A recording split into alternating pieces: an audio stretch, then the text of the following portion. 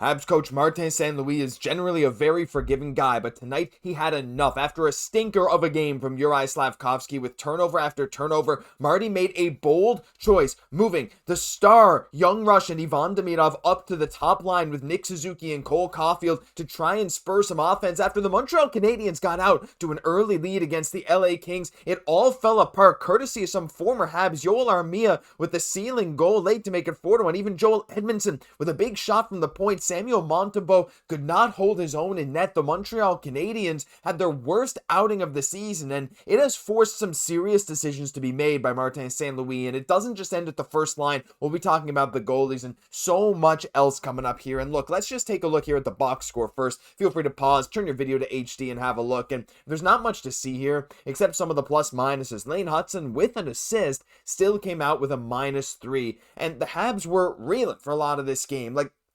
Honestly, after that first goal from Josh Anderson, it felt like we were on the back foot. There were some rushes in that third period that were good, but there were some moments in that second where we just lost all discipline. Dach got 2 straight penalties. One should not have been called at all. The first one probably shouldn't have been called a trip. The second one, the stick didn't even hit Byfield in the face. It was the puck. The refs blew both of them, but it's not the refs' fault. The Kings didn't score on those ensuing power plays. But ever since then, the Kings just had a big game, just rolling the Montreal Canadiens. And you know what? I actually saw a tweet from Tony Marinaro, and I tend to agree with it. And I need your thought right now. Leave a comment. Do the Montreal Canadiens struggle against heavier teams? Because it's not something I've really thought about, but we saw it a bit against Washington in the playoffs. And look, we're still the youngest team in the league. There's still so much good. Where is it? There's still so much good that will come from this season. Looking at our top scores, Suzuki's 26 with 20 points. Caufield's 24. Hutson is 21. Demidov is 19. Everyone here is 26 and under, with most being 25 and under. There's still a lot to go, a lot of room to grow with this team, right? It's not like we're just never going to be able to overcome this, but it's something I hadn't thought about. Like, the LA Kings are a heavy team. They're not a team that's easy to just push around, and Montreal was trying to fight.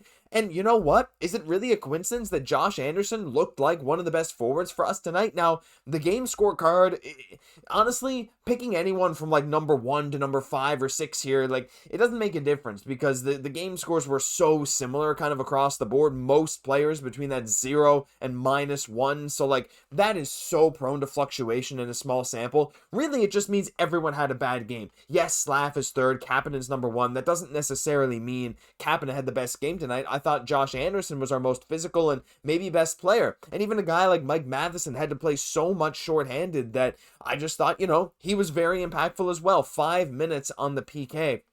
But Montreal couldn't convert on an early power play and an early 5-on-3 opportunity, and that really led to some big decisions having to be taken later in the game. And you know what? We're going to get into those right now, because as Renaud Lavoie pointed out, look, this happened at the end of the second period first, but that was more because Juraj Slafkovsky was kind of caught out. He jumped on the ice for Josh Anderson at one point, and then by the time that the rest of the line could get off, Slaf just went off with them too. So Marty deployed Demidov with Caufield and Suzuki at the end of the second, but he went back to the normal first trio to start the third. But as the game started to wear on here, partway through the third period, Ivan Demidov se retrouve maintenant avec Suzuki et Caufield.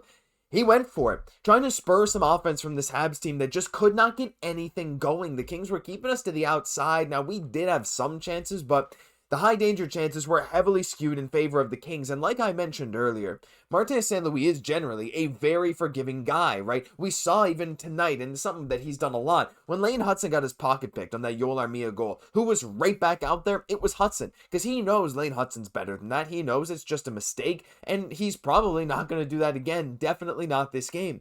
But tonight, Juraj Slafkovsky just did not have a good night. And Marty St. Louis said, you know what? Slav, you're missing all your passes. I don't know what he was saying to him. Slav had a couple of chances, some nice shots that could have gone in. Kemper was great, but we were missing the net by a mile. Shout out Cody Ceci so many times.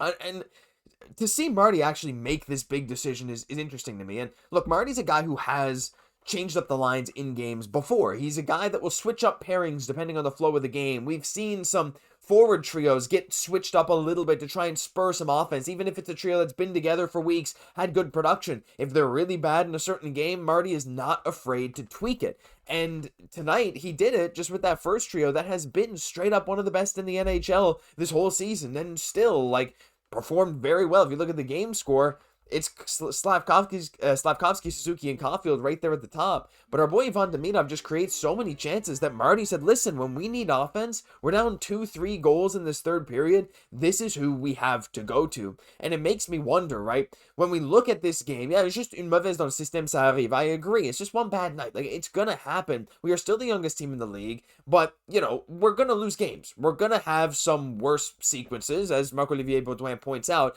and we're going to learn from it. We're still 10-4-2, so we're still tied for first in the Atlantic, and really we are first because we have a better winning percentage than Boston, and they've played 2 more games, so still good for first. Boston did beat Toronto tonight at least, who sits second last, only close to Buffalo, but the entire East is so close. Like, Montreal, Boston, and Carolina all have 22 points, and New Jersey has 23, and those are the top 4 teams in the East. But right now, you have to wonder, a decision like this, does this spur some change within the lines heading into next game? And more than just the lines, I want to mention Sam Montembeault as well. And while I don't think this loss is on him, again, after that first goal, you got to protect that lead. It was a nice snipe from Anderson, but like, you know, this one here, can't really blame Monty, but it was slow. They're targeting his glove side. That one there, he was screened but couldn't get over. I didn't show the other goals because I really didn't think they were his fault at all, and I don't want to blame this loss on Monty because when you only score 1 goal in front of your goalie, you can't really blame it on the goalie, and I think we just all think of Carey Price when we're talking about that. But regardless, Monty's save percentage is trash. It just is what it is. I don't hate Samuel Montembeault, but I also don't understand why the leash is so much longer for him than Jakub Dobeš right now. If the goal is to win every game, to win as many games as possible, you go with the goalie who's playing better. And I get that Monty had a great game last time, but I don't know. I don't really understand the logic here of giving him back-to-back games. Though, you could argue you give Jakub Dobeš, once again, the tougher opponent in the Dallas Stars coming up on Thursday, right? Our 2 tougher opponents are coming up Thursday and Saturday when we play Boston, who is tied with us right now. So the argument could be you give Monty the easier of the games versus LA. He didn't show up. That's okay. You're giving it to Dobeš. And honestly, this, I think, was set up to give Monty the start on Saturday if he had another good game here tonight. And while he had a good first period, the rest of the game was not good. So I would fully anticipate these next 2 games to both go to Jakub Dobeš. And leave me your thoughts on that down below, because I think that's going to happen. And when it comes to the first line, I don't anticipate any changes. We will probably see some updates from practice tomorrow, see if Marty follows through with this, because I think this is a one-off for now. But I think it's also sending a message. I think it's Martin St. Louis sending a message that, listen, no matter how good you guys are, if you're having a bad game, if you're not giving us the best chance to win at any given moment, I am not afraid to make some changes. And Marty has been talking about accountability and in his deployment of players, things like that. And while, again, this is not the end of the world, we're still right there at the top of the East. The only team better than us is New Jersey, who has 1 more point in the same amount of games played. Like, we're still at the top of the East. Like, at the end of the day, it's great. It's fine. We're without Kaiden, Guhle. We're without Patrick Laine. It's awesome.